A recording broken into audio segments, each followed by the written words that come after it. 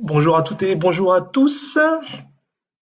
On va attendre tranquillement que tout le monde arrive sur cette nouvelle session des cafés du web. Alors les puristes vont dire qu'on n'est plus à l'heure du café, on changement d'horaire, changement de format également pour les habitués des premières sessions du café du web. Pour ceux qui arrivent seulement en fait sur le café du web, vous voyez qu'on en est au café du web session 16. Donc il y a eu 15 épisodes avant cet épisode du vendredi 11 heures qui va être désormais sur ce créneau et sur cette session-là. Donc bienvenue à tous ceux qui nous rejoignent, bienvenue aux fidèles. N'hésitez pas à vous présenter dans la zone de commentaires à droite, de dire qui vous êtes et quelle entreprise vous représentez, ou si vous êtes créateur ou en reprise d'activité. Je vous explique la session du Café du Web. Aujourd'hui, on va parler de WordPress. On va parler de WordPress qui est l'outil leader en termes d'outils de gestion de contenu. Vous allez voir que derrière la simplicité de WordPress, c'est pas forcément toujours aussi simple que ça. Et également, vous allez voir que il y a forcément besoin à un moment donné d'un professionnel du web. On a des professionnels et des agences du web qui suivent régulièrement les cafés du web. Et vous allez voir que leur rapport, il est évidemment quasi incontournable quand on se lance dans un WordPress version professionnelle. L'idée, c'est que vous puissiez en fait donc commenter dans la partie de droite. Bonjour à Philippe. Alors Philippe, c'est un habitué qui était présent quasiment sur toutes les sessions. N'hésitez pas donc à faire comme Philippe, à vous présenter dans la partie commentaires et à réagir également. Bonjour Elisabeth, et à réagir dans cette session commentaires à droite et me poser les questions en direct. Pour ceux qui me connaissent, je vais assez vite là-dessus. N'oubliez pas que pour des demandes un peu plus spécifiques, vous pouvez très bien rentrer en contact avec moi, soit par Facebook, LinkedIn, ou me solliciter gratuitement pour un échange en visio. Si vous avez un site internet, je peux me brancher sur votre site, sur votre outil de statistiques et voir un petit peu où vous en êtes en termes de stratégie web. N'hésitez pas à me solliciter. Au programme aujourd'hui, donc WordPress qui est l'outil leader. Bonjour Françoise. Donc WordPress qui est l'outil leader d'outils, ce qu'on appelle CMS, CMS Content Management System, outil de gestion de contenu.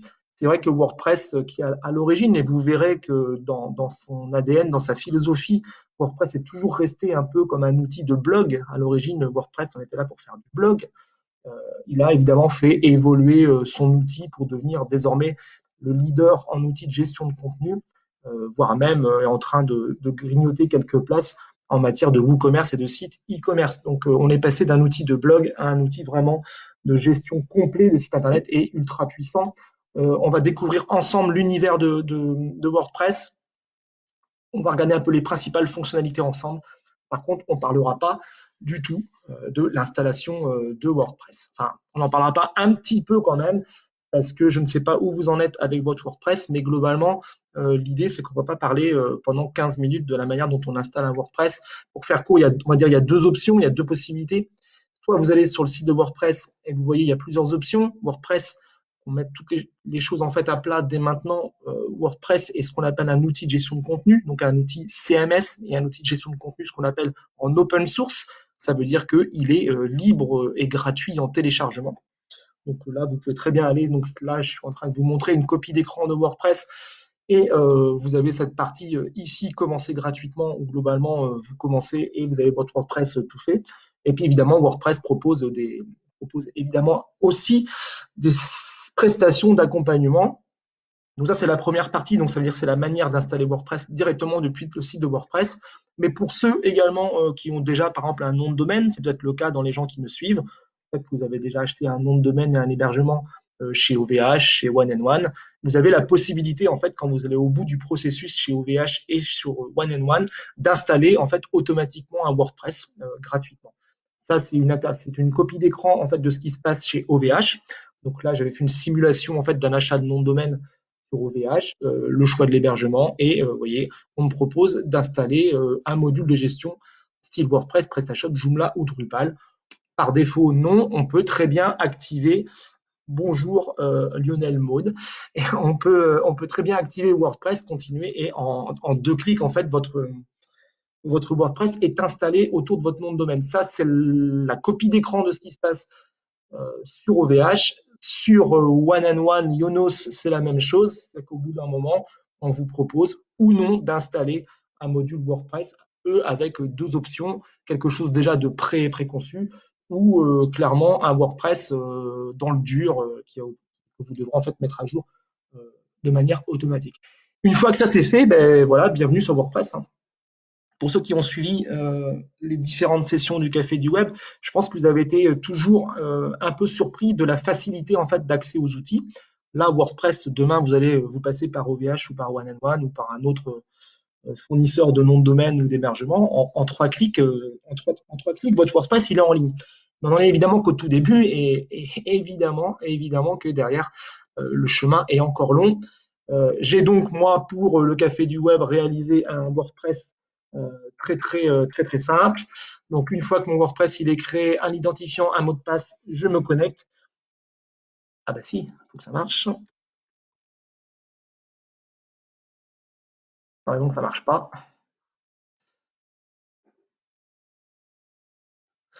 On se connecte en fait à l'interface et je vais tout de suite aller voir à quoi ressemble mon site. Et une fois que vous aurez tous téléchargé votre WordPress, voilà à quoi ressemble évidemment votre site. Et ben là, souvent, on se gratte la tête et on se pose la question de savoir mais comment je fais évoluer. Ce qu'il faut comprendre en fait sur WordPress, il y a vraiment deux grandes choses à comprendre. La chose importante à comprendre, c'est qu'à l'origine, tout le monde dispose du même WordPress quand on le télécharge. Là, moi, j'ai activé le WordPress il y a 5 minutes. Et ben, mon WordPress, il ressemble à ça. Et si demain, vous installez un WordPress, il y a de grandes chances aussi qu'il ressemble à ça. On est identifié en haut grâce à un tableau de bord. Donc, on bascule sur le tableau de bord. Et moi, ce que je veux vous montrer, en fait, c'est que très rapidement, le WordPress, on va parler notamment des thèmes. C'est-à-dire que si je vais dans Apparence et thèmes, par défaut, mon WordPress, une fois qu'il s'est installé, il a été développé sur ce thème qui s'appelle 2020. Ça, c'est important de savoir ça. C'est-à-dire que la base d'un WordPress, c'est que finalement, tout le monde a le même WordPress à l'origine. Et la configuration du WordPress, sa ligne graphique, voilà, va être en fait définie par ce qu'on appelle un thème. Donc le thème, il y a plusieurs options du thème. Le thème, il y a des thèmes gratuits, il y a des thèmes payants, il y a des thèmes qui sont développés par des agences. L'idée, c'est de trouver en fait d'exprimer à son prestataire web vos besoins les plus précis, à lui de trouver le thème ou de créer le thème qui va se rapporter le plus possible en fait à vos besoins. Donc par défaut, on a tous ce thème-là d'installer, mais vous voyez, en fait, si par exemple, moi, je veux uniquement activer ce thème-là, qui est également un thème qui est proposé par WordPress dans sa version native. C'est-à-dire que là, ça y est, je l'ai activé. Si je retourne voir mon site internet, déjà mon site internet en fait a changé de configuration. Donc le premier travail en fait, il est de définir un peu vos besoins et de trouver le thème qui va vous correspondre le plus. Et ça, en la matière, il faut avouer que WordPress, en fait, c'est un catalogue immense, infini. Si je retourne moi dans le thème, il y a une bibliothèque en fait de thèmes qui est juste phénoménale. Si on veut ajouter un nouveau thème, on va basculer en fait vers la bibliothèque de thèmes de WordPress et là vous avez des centaines et des centaines de thèmes installés. Alors il y a des thèmes qui vont être spécifiques à du WooCommerce. Là, dans la question qu'on me pose systématiquement, c'est de se dire mais finalement quel est le meilleur thème en fait sur WordPress. Je me répète, le meilleur thème va être celui qui va correspondre le plus en fait à vos besoins. Donc comment ça se passe? Soit on navigue en fait un peu comme ça, soit on a une agence web qui va vous orienter. Mais très bien, moi je peux me dire tiens, je vais aller voir un peu quelles sont les caractéristiques de ce thème-là. On s'aperçoit qu'on va avoir des copies d'écran, on va avoir ce genre de choses qui vont vous expliquer un petit peu en quoi ressort ce thème-là. Je vais aller cliquer sur installer et le temps du téléchargement, mon thème va venir automatiquement enrichir ma bibliothèque de thèmes sur mon WordPress. Voilà, on va le retrouver là, normalement, dans mes thèmes. Je viens de l'installer. On va retrouver un nouveau thème qui vient de se mettre ici. Si je l'active, voilà, ça y est, le nouveau thème il est activé. Je vais sur le site, mon thème a encore une autre configuration qui est différente de ce qu'on a vu tout à l'heure. Donc vous voyez, c'est vrai que là, on est toujours dans des logiques un peu simples. L'idée, je me répète et je conclue pour terminer là-dessus sur le thème, essayez peut-être de trouver le thème avec votre agence ou tout seul qui correspond le mieux à vos besoins. Il y a un thème qui pour moi est le thème ultime sur WordPress, mais qui est payant. Mais il y a un moment donné, quand on a téléchargé un WordPress gratuit, on peut très bien se dire que on peut investir un petit peu dans un thème. Pour moi, le thème ultime sur WordPress, en tout cas, il en fait partie. C'est pas comme ça. C'est ce qu'on appelle le thème Divi, qui est un thème ultra complet, ultra puissant, avec une multitude de fonctionnalités, du contact, du formulaire de contact, ce genre de choses. Et le thème Divi, il est phénoménal. Donc, il peut répondre globalement à la plupart des besoins. J'ai encore accompagné une entreprise il y a 15 jours qui voulait développer en interne son site internet. Il a téléchargé et acheté le thème Divi qui lui a changé un peu la vie. Donc voilà, pour aller voir, ça vaut 70 euros ou 75 $, je crois, par an. On a parlé du thème. Une fois que le thème il est installé, évidemment, oui, donc là, moi, dans tous les thèmes que j'ai pu installer, je vais repartir en un clic vers le thème qui s'appelle le 2017. Et donc, mon site internet a basculé, donc rebasculé en fait dans cette configuration-là. Donc voilà, le thème, élément central sur WordPress. Autre élément central qui est hyper important, alors là évidemment, moi je viens de télécharger en fait un WordPress, donc mon WordPress il est à jour, il a évolué, c'est la dernière mise à jour de WordPress. J'ai pas de notification qui m'annonce en fait que j'ai des mises à jour à, à procéder. Alors ça c'est quelque chose qui est très important dans votre WordPress. Je vous ai ouvert en fait un autre WordPress. Et si je retourne sur le tableau de bord, vous allez voir un petit peu des pastilles, pas clignotées, mais en tout cas s'activer un peu partout. Donc vous voyez, même interface avec d'autres fonctionnalités, mais même interface. Et là, j'ai pas mal de choses qui sont en rouge. Et notamment les mises à jour. Donc WordPress me dit, attention, j'ai fait évoluer mon interface et j'ai des mises à jour que je te propose. Si je clique sur mise à jour, là, on s'aperçoit dès le départ qu'il y a une nouvelle version, par exemple, de WordPress qui est à jour. Ça, alors c'est quelque chose qui est phénoménal également sur WordPress, c'est la capacité en fait de WordPress à vous proposer en fait des mises à jour régulières. Les mises à jour, elles vont vous permettre finalement d'avoir entre les mains un site internet qui va être tout le temps au fait des nouvelles technologies, qui va s'adapter par exemple euh, à une nouvelle fonctionnalité sur smartphone, ce genre de choses. Donc c'est évidemment le gros point fort d'un outil de gestion de contenu comme WordPress, et d'avoir en fait un outil évolutif et sur lequel vous n'avez pas besoin en fait de procéder à des développements réguliers. C'est le gros avantage. L'inconvénient, et là j'attire vraiment votre attention là-dessus, c'est que si vous gérez vous-même votre WordPress, là il y a vraiment des très très grosses bêtises à faire. Je m'explique. Ce site internet là, j'ai un accès moi à l'ensemble des rubriques parce que j'ai ce qu'on appelle un accès administrateur. J'ai tous les droits en fait sur le WordPress. Vous, il y a fort à parier. Je ne sais pas si dans les gens qui suivent là aujourd'hui, vous avez déjà un WordPress et que finalement vous n'avez pas un accès, ce qu'on appelle administrateur. Vous avez peut-être uniquement accès à la catégorie article, page. Voilà, vous n'avez peut-être pas accès en fait à l'ensemble des options proposées dans le tableau de bord. Mais si vous avez un accès à l'ensemble des options, ça peut être très dangereux. Pourquoi? Parce que là, ce WordPress me dit attention, là actuellement tu utilises le WordPress 5.3 et moi je te propose une version WordPress 5.4. Alors là, moi, si je fais mettre à jour comme ça en un clic, aucun souci, mon WordPress va venir automatiquement s'actualiser et j'aurai entre les mains la dernière version du WordPress. C'est très important de mettre à jour sa version de WordPress puisque le principal reproche qu'on peut faire à du WordPress, c'est qu'il y a des problèmes de sécurité. Sachez que les problèmes de sécurité, ils vont uniquement, en grande majorité, en fait, ils sont dus justement à des WordPress ou à des extensions qui ne sont pas mises à jour. Donc la mise à jour du WordPress, elle est fondamentale. Donc moi, je peux très bien manuellement la mettre à jour mon WordPress, mais c'est là où je fais la passerelle tout de suite avec une autre importance en fait dans le WordPress, c'est ce qu'on appelle les extensions. Là, en termes de mise à jour, j'ai 20 mises à jour, donc j'ai ma mise à jour du WordPress qu'on me demande d'effectuer, mais j'ai également des extensions. Là, je vais vous expliquer ce que c'est que les extensions et je vais vous expliquer en quoi c'est important peut-être d'avoir là pour le coup un prestataire qui vous suit. On me dit également que mon extension, là, back, ça c'est pour les sauvegardes, ça c'est pour, vous savez, le petit message en page d'accueil qui vous dit qu'il y a des cookies sur le site.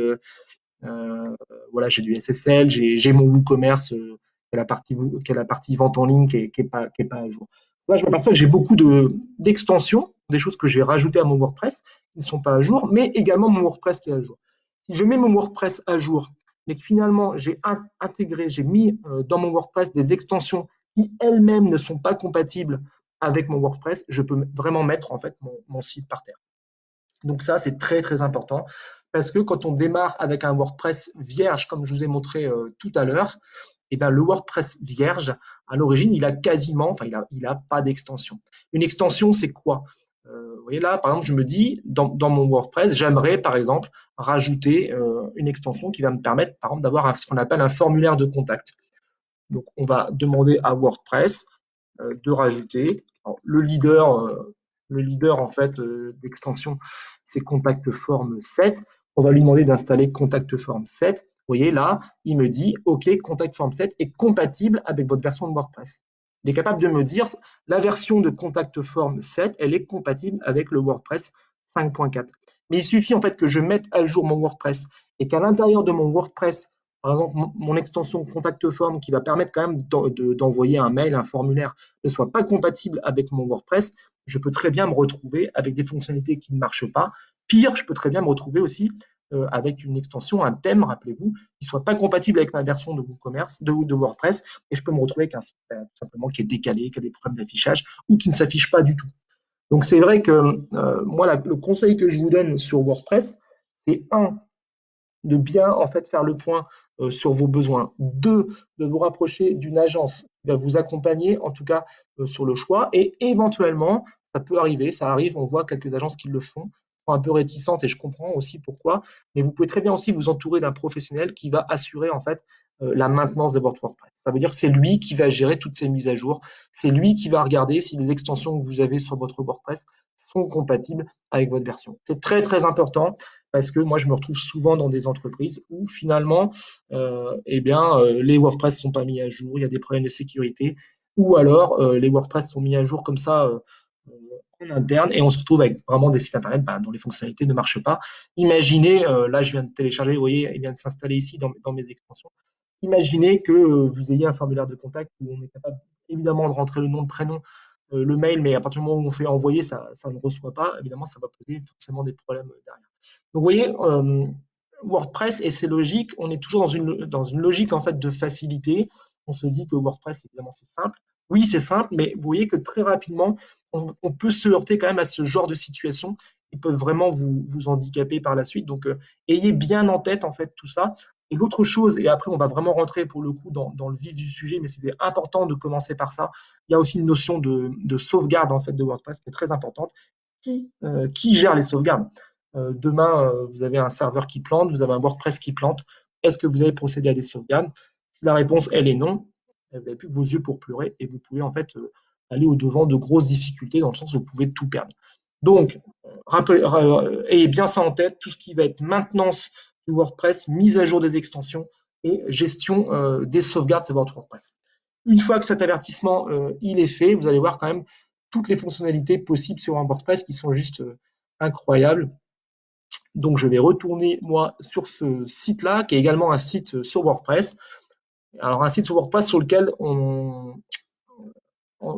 en fait, ArmorSite l'a activé, ce qu'on appelle aussi une brique qui s'appelle le WooCommerce. C'est une fonctionnalité possible, en fait, de WordPress qui permet maintenant également de faire de la vente en ligne.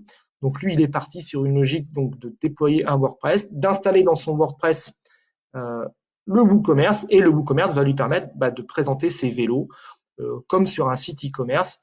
La seule fonctionnalité, lui, qu'il a désactivée, c'est que là, clairement, il n'a pas activé en fait l'ajout au panier parce qu'il n'a pas voulu activer l'ajout au panier, mais tout le reste de son site est bâti sur une logique de site e-commerce.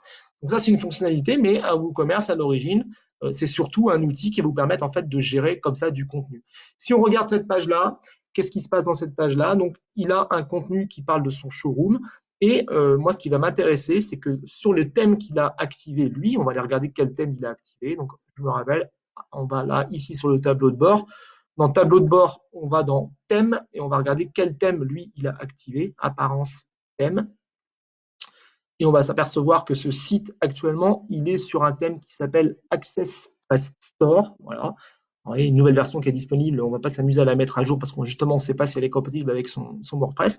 Et disons qu'en fait, tout son thème, en fait, eh bien, lui permet de bénéficier de ce genre de page. Euh, Si on regarde un peu donc cette page-là, on s'aperçoit que la page, elle est décomposée, on va dire, en 3 zones. Elle va être décomposée en une zone haute ici, qui va être ce qu'on appelle le header. Donc le header, c'est la partie haute, head, tête, partie haute du site, avec un menu ici qui nous permet de nous promener dans les différentes rubriques du WooCommerce. Une zone ici à droite qui est une zone de contenu, avec un titre, du texte, une photo. Euh, on va dire 4 zones. Hein. Une quatrième zone qui est ce qu'on appelle le footer. Foot, c'est pied, donc c'est la partie basse en fait du site. Et ici, on a une colonne à gauche qui va être une colonne en fait latérale sur lequel il a également mis des éléments. Ça, c'est important de savoir ça en fait sur du WordPress. C'est quel est le modèle de page en fait que vous propose votre thème, votre template. Donc là, on s'aperçoit que son template lui propose une colonne à gauche. Si je veux ajouter en fait des éléments dans cette colonne de gauche, c'est un élément qui est important. Il faut que vous ayez aussi en tête quand vous déployez du WordPress, c'est que WordPress vous propose en fait de gérer ce qu'on appelle des widgets. Donc les widgets, apparence widget, je vous ai dit en fait tout à l'heure que là, on était sur la colonne de gauche. Donc on s'aperçoit que là, dans les widgets, on a le thème propose ce qu'on appelle une left sidebar. Ça veut dire que dans cette barre, dans cette colonne de gauche, on va retrouver en fait des widgets. Le widget dont je vous parle, actuellement, on l'a vu tout à l'heure, il y avait son logo avec un numéro de téléphone. Voilà. C'est un widget de ce style-là. Et là, on s'aperçoit que WordPress vous propose en fait, en faisant un glisser-coller, de venir mettre en fait un widget, le widget de votre choix. On va, par exemple, on a, je crois, un widget call to action qu'on a vu ici. Donc, je prends ce widget-là, je le glisse, je le colle. Il va m'ouvrir en fait le widget. Je vais rajouter prenez contact avec nous. On va mettre 02 96, c'est 92, 15. On lui met une URL qui est donc l'action qu'on va demander en fait derrière. Donc un tel 2 points plus, ça veut dire que ça va être un numéro de téléphone qui va s'afficher. Si je fais 02 96 92 38 15, en fait, j'enregistre. Donc j'ai enregistré mon widget. Ok, c'est enregistré. Je retourne sur mon site. Et normalement, la colonne de gauche dont je vous ai parlé tout à l'heure doit afficher normalement un nouveau widget dans cette barre-là. Voilà, il est là. Si je clique ici, alors là, évidemment, je suis sur un PC, mais si je clique ici, en fait, je vais téléphoner. Donc l'idée, là où je veux vous amener, c'est que finalement, on a la possibilité à la fois de gérer du contenu et à la fois également de gérer des colonnes. Ce qui est intéressant sur un WordPress, c'est qu'à partir du moment où j'ai défini qu'il y avait ce widget qui s'affichait dans la colonne de gauche, ce widget va s'afficher sur l'ensemble des pages de mon WordPress. Donc je retourne ici sur le WordPress. Évidemment, hop là, c'est celui-là, évidemment. Je retourne sur mon tableau de bord, je vais le désactiver.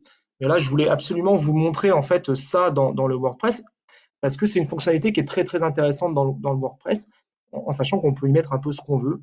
On peut y mettre, là, on venait de mettre uniquement un lien vers un numéro de téléphone, mais on peut aussi y mettre évidemment un formulaire de contact. On y met en fait ce qu'on veut. Hop, je le retire, je le supprime, et voilà.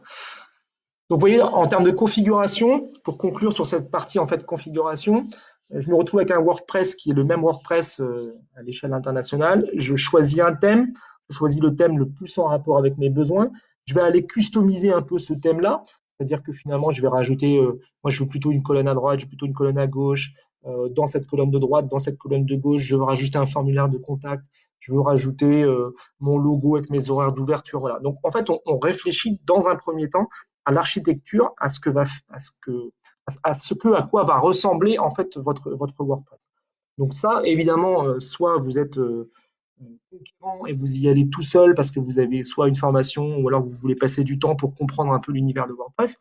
Mais généralement, la formule qui fonctionne, c'est plutôt de se faire accompagner par un professionnel, une agence web, quelqu'un en freelance, peu importe, mais quelqu'un en tout cas de professionnel, qui va vous écouter et vous mettre entre les mains cette architecture-là. Parce que l'idée, finalement, dans un second temps, c'est plutôt que vous n'ayez uniquement comme mission sur votre site Internet que de forcément créer du contenu. Et c'est là où les outils de gestion de contenu, et notamment WordPress, proposent des interfaces qui vous permettent de créer facilement du contenu.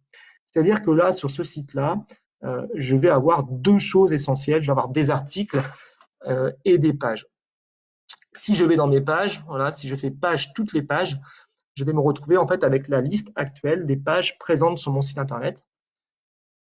Il m'ouvre l'interface et je me retrouve voilà, avec une page qui a un guide comparatif, l'atelier, les plus grandes marques, le showroom. Voilà, le showroom, on l'a vu tout à l'heure, c'est cette page en fait qu'on a vue, sur laquelle on a vu la photo. Donc la page, elle est là. Si je fais modifier, ça va me permettre de me connecter en fait à cette page et je vais me retrouver avec une interface qui me permet de modifier très facilement le contenu dont je vous ai parlé tout à l'heure. C'est ça l'intérêt en fait d'un WordPress. C'est que vous voyez la photo dont je vous ai parlé tout à l'heure, la page dont je vous ai parlé tout à l'heure. On a la possibilité en fait très facilement de rajouter du contenu. Donc je vais par exemple ouais, survoler là. Il y a un petit plus qui vient de s'afficher. Je vais ajouter un bloc. Moi, je veux rajouter, par exemple, en plein milieu, je vais rajouter, je sais pas, par exemple, une image. Voilà. Je rajoute une image ici. Je vais aller chercher, en fait, dans mon image, la photo qui m'intéresse. Et peu importe. OK, je sélectionne. Voilà. C'est-à-dire que là, finalement, de la page que je vous ai montré tout à l'heure, j'ai réussi en 2 clics à rajouter une photo. Je peux prévisualiser ma page avant de la publier, c'est ce qu'on va faire, sinon il va se retrouver avec cette page-là en ligne. Et finalement, vous voyez, on n'a pas besoin d'être sur une logique vraiment très technique pour pouvoir rajouter du contenu. Donc c'est là que le WordPress prend tout son sens. Il prend vraiment tout son sens. Donc je vais la supprimer. Donc hop, ici, on supprime le bloc, on retire le bloc. Voilà. Et on a cette logique de prévisualisation. Ce qui est intéressant aussi, c'est qu'on est dans une capacité d'ajouter, alors je vais rajouter une page, je vais quitter sans sauvegarder. On a aussi la possibilité, ça c'est très pratique quand on a des périodes un peu plus calmes dans son activité, on a la possibilité par exemple de mettre en fait une page, texte, ok, et de se dire finalement, hop,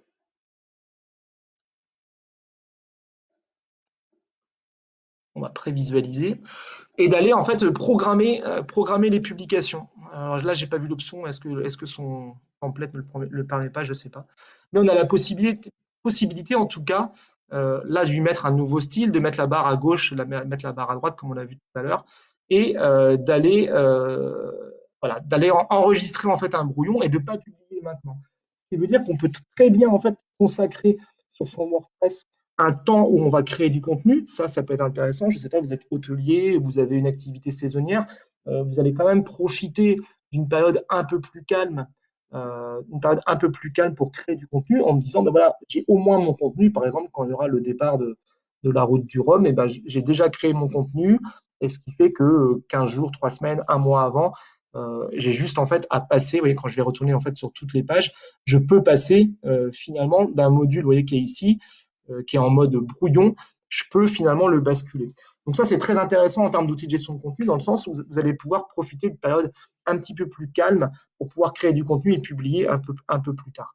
Donc là, je ne vous ai pas montré l'option non plus, il y a une option qui existe, qui est carrément de rédiger en fait ce contenu-là et de le publier, de mettre en fait une date de publication. Si vous voulez que ce contenu arrive sur votre site, je ne sais pas, par exemple le 15 juin 2020 à 15 heures, c'est tout à fait possible en fait de programmer des publications. Donc ça, c'est quelque chose qui est intéressant aussi sur du WordPress. Page, article sur WordPress, ce sont vraiment les deux grands types de contenus que vous allez pouvoir créer.